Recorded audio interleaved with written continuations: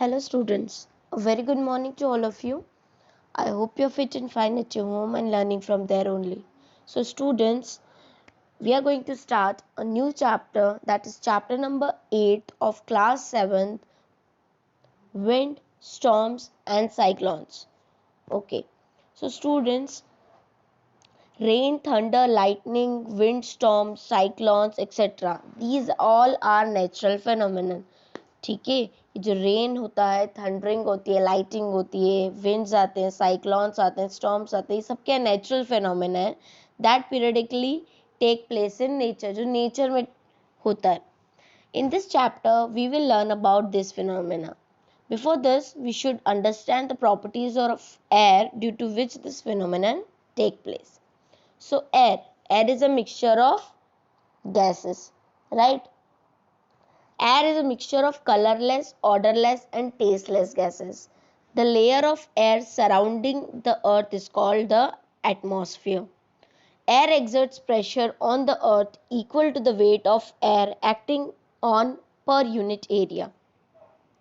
बेटा एयर क्या करती है? एयर जो है वो एक प्रेशर एक्सर्ट करती है, प्रेशर देती है अर्थ के ऊपर. कितना प्रेशर देती है? Equal to the weight of air. जितना एयर का वेट रहता है उतना ही प्रेशर देती है पर यूनिट एरिया के according. The pressure exerted by the air present in the atmosphere is called the atmospheric pressure. ठीक है, और इस प्रेशर को हम क्या बोलते हैं? Atmospheric pressure. There are two important properties of it. First one, पहली चीज क्या है? एयर जो है वो प्रेशर एक्सर्ट करती है, मतलब प्रेशर देती है. दूसरी चीज है air expands on heating. Air जो होती है वो, उसको हीट करो तो वो एक्सपैंड होती है. तो पहली चीज मैंने आपको क्या बताई? Air exerts pressure. The fact that air exerts pressure can be understood by many examples. हम एग्जांपल्स देखेंगे और फिर मैं आपको बताऊंगी कि कैसे एयर जो है वो प्रेशर एक्सर्ट करती है. It is easier to ride a bicycle in the direction of wind. जिस डायरेक्शन में विंड आ रही है, विंड है, उस डायरेक्शन में बाइसिकल चलाना बहुत इजी हो जाता है, right? Because the wind moving exerts pressure on us in the same direction. क्यों इजी हो जाता है? क्योंकि विंड भी, मतलब एयर भी हमको उसी डायरेक्शन में प्रेशर एक्सर्ट कर रही है जिस डायरेक्शन में हमको जाना है, राइट? और हमारी बाइसिकल थोड़ा सा फास्ट मूव करने लगती है. दूसरी तरफ अगर हम देखें, अगर विंड का डायरेक्शन अपोजिट है, अगर हमें विंड के अपोजिट डायरेक्शन में जाना है तो it is harder to move a bicycle. वो हमारे लिए डिफिकल्ट होता है. क्यों? बिकॉज जो एयर है वो अपोजिट डायरेक्शन में प्रेशर एक्सर्ट करती है, जिसकी वजह से हम इजीली मूव नहीं कर पाते हैं. Second, similarly it is easier to row the sail boat in the same direction of wind. दूसरा एग्जाम्पल हम लेंगे बोट सेलिंग का. अगर हम बोट सेल करते हैं, जिस डायरेक्शन में विंड चल रही है उस डायरेक्शन में अगर बोट सेल करनी है तो ईजी होता है, ठीक है. लेकिन वहीं अगर हम दूसरे ऑपोजिट डायरेक्शन में विंड को सेल करेंगे तो हमारे लिए डिफिकल्ट हो जाता है. The next example we are going to take is when boiled water is filled in a tin can and its mouth is closed with the lid. अगर आप किसी भी boiled water को किसी tin can में रखते हो और उसका mouth close कर देते हो with the help of a lid, followed by cold water being poured over it, फिर उसके ऊपर cold water pour करते हो, the can gets distorted. जो आपका जो can है वो distorted, मतलब हिलने लग जाता है. This happens because air inside the can gets condensed and creates low pressure. ये क्यों होता है? बिकॉज जो एयर अंदर फिल्ड है, टिन कैन के अंदर जो एयर फिल्ड है वो कंडेंस्ड होने लगती है, जिसकी वजह से वो एक लो प्रेशर क्रिएट करती है. The high pressure from outside distorts the shape of the can.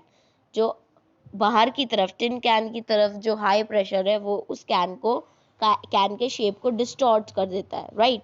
You can fly a kite because air exerts pressure from the rear portion of the kite. जो काइट आप उड़ाते हो, ठीक है, वो आप क्यों उड़ा पाते हो? बिकॉज वो एक एयर जो है वो प्रेशर एक्सर्ट्स करती है. क्यों एक्सर्ट करती है? बिकॉज उसका पोर्शन, काइट का ऐसा पोर्शन बना होता है जिसकी वजह से एयर जो है वो प्रेशर एक्सर्ट करती है. Aeroplanes can fly because air exerts pressure. birds can fly because air exerts pressure. High speed wind creates area of low air pressure. thatched roof is blown off because of high speed of wind.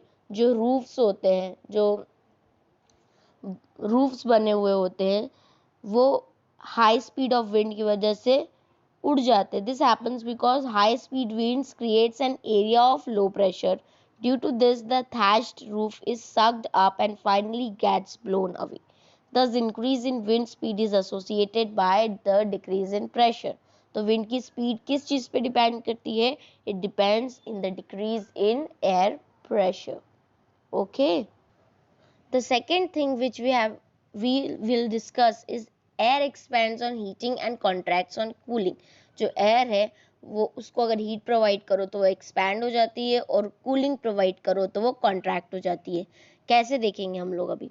Air expands on heating because air is heated, its volume increases. जब भी air जो होती है वो heat up होती है तो उसका volume increase हो जाता है and वो ज़्यादा स्पेस ऑक्यूपाई कर लेती है. उसको हम बोलते हैं एयर एक्सपेंड्स ऑन हीटिंग. जब भी एयर कॉन्ट्रैक्ट होती है मतलब उसको कूलिंग प्रोवाइड करते हैं तो वो ऑटोमेटिकली अपना वॉल्यूम जो है वो डिक्रीज कर लेती है और छोटे से स्पेस को ऑक्यूपाई कर लेती है, जिसे हम कहते हैं एयर कॉन्ट्रैक्ट्स ऑन कूलिंग. अब ये हम एक एक्टिविटी के थ्रू देखेंगे. First activity is to show that air expands on heating and contracts on cooling. इसमें हम क्या करेंगे? We have to take an empty boiling tube. एक हम खाली बॉइलिंग ट्यूब लेंगे. Stretch the mouth of a rubber balloon and fit it over the neck of the boiling tube. ठीक है. फिर एक हम बलून लेंगे, उसको क्या करेंगे? बॉइलिंग ट्यूब के नेक पर रोल ऑन कर देंगे with the help of sticking tape. Take some hot water in a beaker. फिर हम क्या करेंगे? एक बीकर में हॉट वाटर लेंगे और उस बॉइलिंग ट्यूब को उस हॉट वाटर में डाल देंगे. ठीक है. लेकिन हमेशा ध्यान रखना कि जो रबर बलून है जो हमने नेक पर फिक्स किया उसको बाहर की तरफ रखेंगे हम. Now take some ice water in another beaker. दूसरे बीकर में हम आइस वाटर लेंगे और and place the boiling tube. दूसरा बॉइलिंग ट्यूब जो है हम उसमें प्लेस कर देंगे फॉर 2 to 3 मिनट्स. अब हम क्या देखते हैं? When you put boiling tube in balloon fixed to its neck in hot water. जब बलून फिक्स्ड बॉइलिंग ट्यूब हमने हॉट वाटर में रखी तो बलून जो होता है वो गेट्स इन्फ्लेटेड, मतलब थोड़ा सा फूल जाता है. This is because air present in the boiling tube gets heated. क्यों हो रहा है ये? क्योंकि बॉइलिंग ट्यूब में जो एयर प्रेजेंट रहती है वो हीट होना स्टार्ट कर देती है और इंक्रीज हो जाता है उसका वॉल्यूम, जिसकी वजह से बलून थोड़ा सा फूल जाता है. नेक्स्ट, जब आप सेम बॉइलिंग ट्यूब को कोल्ड वाटर में रखते हो तो बलून जो होता है वो डिफ्लेटेड हो जाता है, मतलब सिकुड़ जाता है, श्रिंक हो जाता है. क्यों? क्योंकि जो भी एयर प्रेजेंट रहती है ट्यूब में वो कॉन्ट्रैक्ट होती है, उसकी वजह से उसका वॉल्यूम डिक्रीज हो जाता है. Okay students. The next topic is hot air is lighter than cold air. अब हम देखेंगे हॉट एयर जो रहती है वो कोल्ड एयर से कैसे लाइटर रहती है. Right. You have just learned that air expands on heating in activity. When an air expands in the balloon, its mass remains the same, but the volume increases. अभी हमने जो activity के बारे में देखा तो एयर जो होती है वो एक्सपैंड हो जाती है वॉल्यूम में, लेकिन उसका मास सेम रहता है. Right. In science, to distinguish between heavier and lighter object when mass are the same, we use the term density. ठीक है. हम डेंसिटी यूज करते हैं.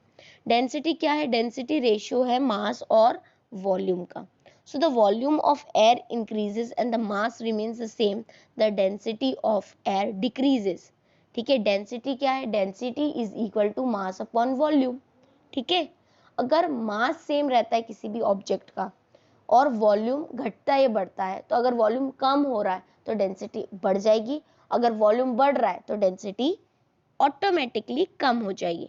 अब हम जब हॉट एयर की बात करते हैं तो हॉट एयर में क्या होता है? हॉट एयर में वॉल्यूम इंक्रीज होता है. वॉल्यूम इंक्रीज होगा तो डेंसिटी अपने आप डिक्रीज हो जाएगी. राइट. एंड कोल्ड में क्या होगा? वॉल्यूम डिक्रीज होता है. वॉल्यूम डिक्रीज होता है मतलब डेंसिटी इंक्रीज हो जाएगी. जहां डेंसिटी इंक्रीज हो रही है मतलब वो ज्यादा हैवियर पार्ट है एंड जहां डेंसिटी कम है वो लाइटर पार्ट है. तो दिस शोज दैट जो हॉट एयर है वो लाइटर है than the cold air, because cold air की डेंसिटी ज़्यादा होती है एंड हॉट एयर की डेंसिटी कम होती है. Okay, so students, I am ending this video over here only. आगे का हम नेक्स्ट वीडियो में पढ़ेंगे. If you have any doubt you can write in the comment section, and if you are well understood by this video, then like the video. Thank you so much.